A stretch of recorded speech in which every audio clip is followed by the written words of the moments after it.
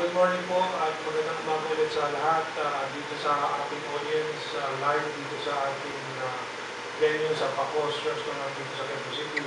And of course our online audience that always been joining us in this forum. We have a slight adjustment sa schedule because Madam Ana Malindocuy requested to be the first. As she is in Beijing now attending a conference and she will not be able to join us a little later, so she requested that we have an adjustment that she be allowed to speak first before my presentation of my position paper.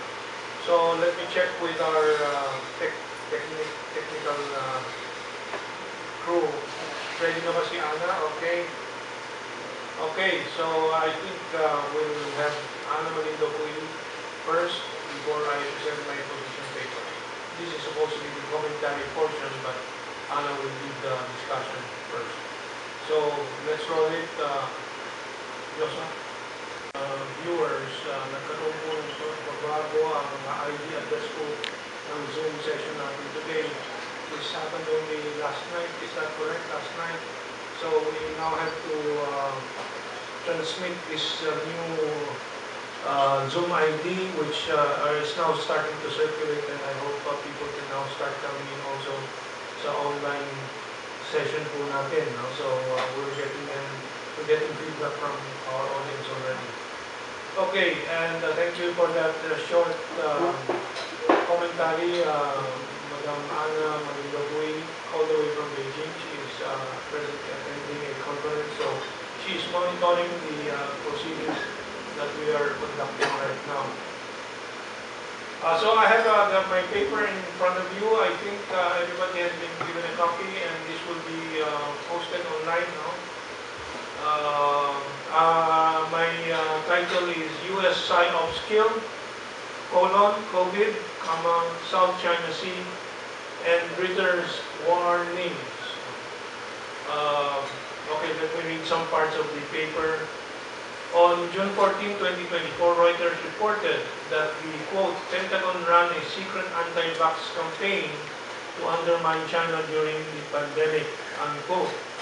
The report exposes U.S. ruthlessness, inhumanity, and murderous atrocity against the Philippines, its own ally, that certainly caused the majority of the 4.1 million infections and 66,864 COVID deaths in our country. The U.S. campaign promoted vaccine hesitancy against Sinovac that had arrived earliest in the Philippines, thus kick-starting Duterte's vaccination campaign. On June 18, another event, 4 days after in the same week, Project Mushu, the assertive transparency cyber operations of the United States, which targeted to, quote, exact a reputational cost on China, unquote, through its provocations in the South China Sea, in disputed areas that use Philippine security and military institutions, exacted what the Americans want. A Filipino Navy man's blood from a severe thumb that provided a new fodder for Project Mushu's anti-China propaganda. At this point, I will ask our technician if he can roll the video that you showed us kanina of the two Philippine Navy ships and the incident. It's going to be difficult, but maybe Joshua can retrieve it because it was not part of our original preparation. Are you ready? Okay. Intensification of PSYOPs to saturate and instill the China threat among the Filipino masses has been going on for 3.5 years, starting from the COVID-19 side operation to the South China Sea operations, which actually began in February of 2023 last year. Survey groups have been used to create an impression of massive anti-China sentiment. Mainstream media, political and civil society entities are complicit in the U.S. PSYOPs that have dire consequences. Now, this image you have on the screen right now is from the report of Reuters. The headline of Reuters is up there in black and white. Pentagon ran secret anti-vax campaign to undermine China during pandemic. Below it is an example of what the 300 fake sites or posts try to project. In fact, you notice that it's probably Americans doing this because they have no mastery of the Tagalog. Tulad nun. Yung gusto mo yun, naging gusto mo yun. It's actually should be gusto mo yun. China, galing ang COVID, tapos China, galing bakuna, tapos sa baba naman may sagwang image ni Duterte na siyempre gawa-gawa nila yung balloon comment dyan. China, unahin mo kami please, bigay pa ako ng isla, Pogo, at Black Sand. So it was a clear campaign which Pentagon has not denied, and not only not denied, it has admitted to, which I think we have some more details following.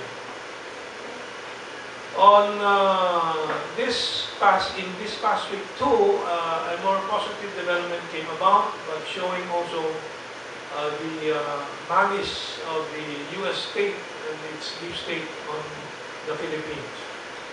It's subtitled, page 2, Warnings from True American Friends. On June 12, 2 days earlier in the same week, the U.S.-based Schiller Institute convened an emergency press conference at the U.S. National Press Club on the topic, quote, "The danger of nuclear war is real and must be stopped," unquote.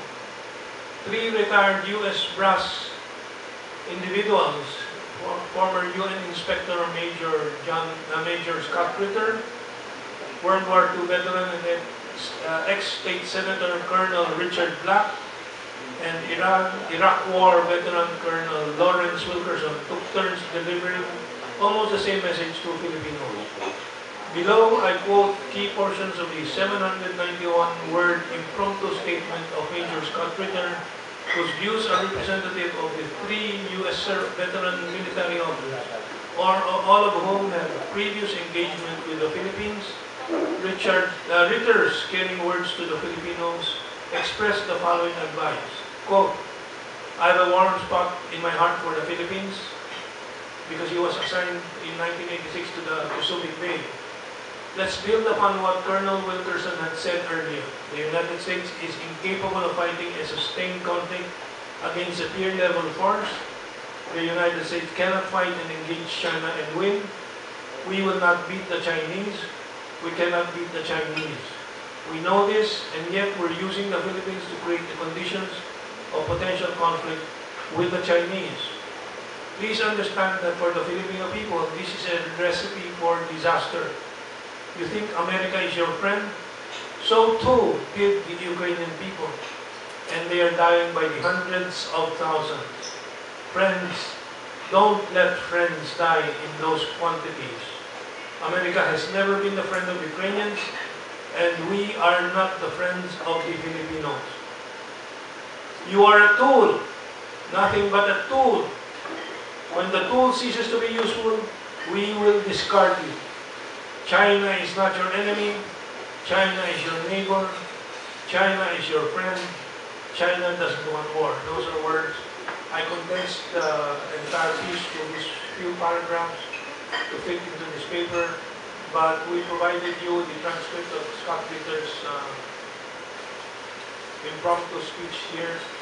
I hope everybody has a copy. Importante pong mabasa ang buong mga sinabi po ni Scott Ritter. So, ito po ang mga tao po. Si Colonel Wilkerson dun sa kanan po. Si Colonel Wilson ay right-hand man po ni General Colin Powell. According to paragraph 1161 ng arbitral award na pinagmamalaki mula pa kay Presidente Aquino at ginagamit ngayon ni Presidente Marcos na victory daw para sa Pilipinas. Diniklara po sa arbitral award paragraph 1161 that this particular area is a quintessentially military situation. So, yan po ang konteksto ng lugar. Una, ang Ayungin Shoal ay hindi pwede na claim for sovereignty ng Pilipinas. Bakit po? Dahil ito ay low tide elevation. Ito po ay mga provision ng United Nations Convention on the Laws of the Seas.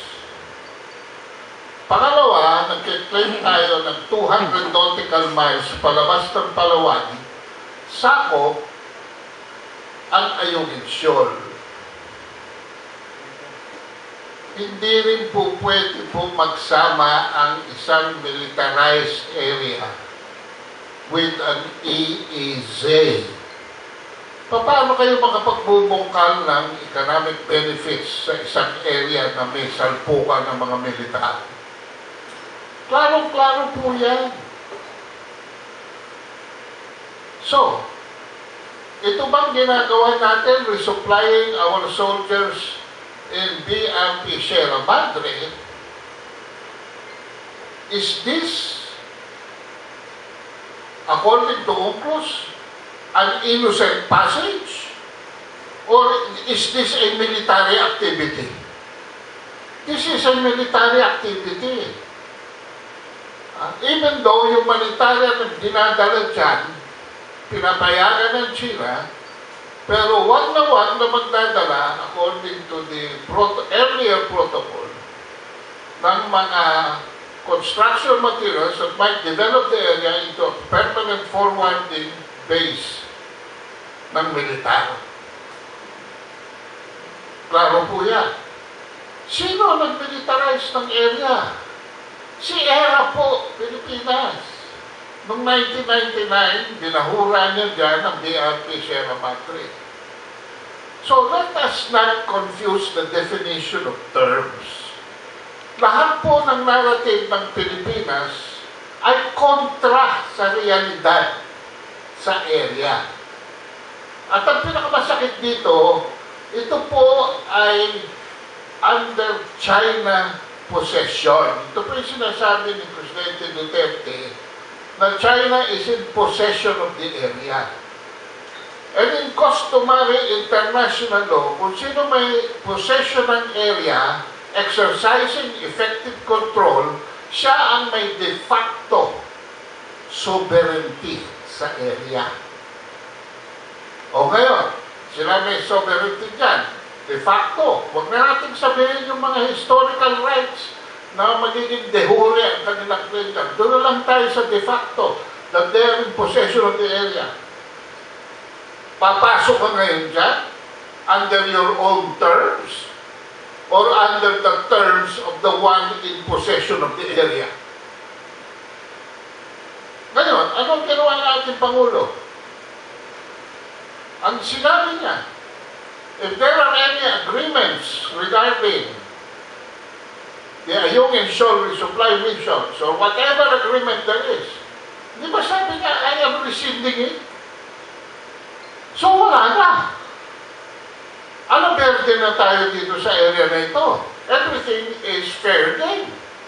Di ba? So ano sinasabi nilang harassment?